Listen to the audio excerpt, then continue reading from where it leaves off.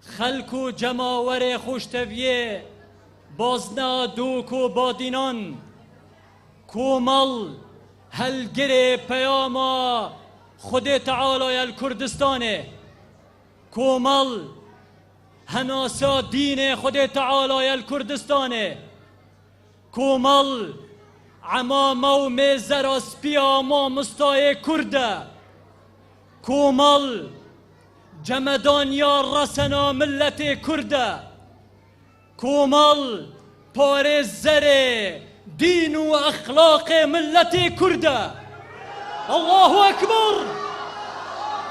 خلق و جماور خوشتویه بازنا دوک و بادینان اب 33 سال بورین اب ظلم و ستم دستت هر دو پارتین دست حالات داردا 33 سال قورخ کرنا دست حالاته کب کرنا دنگی آزاد لادانا ما مستاین آینی سزادانا فرمان برا کوچ کرنا گنجولاوا هاتنا هیزن داگیر کر و به دنگی و به هلوستیا دا صلاته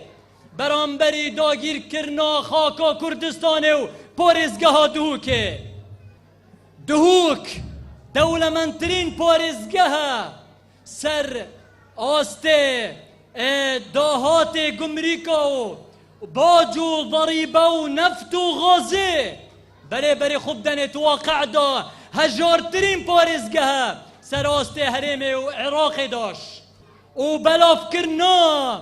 شک و گمان و الحاد ناف ملت کردا بروی هنده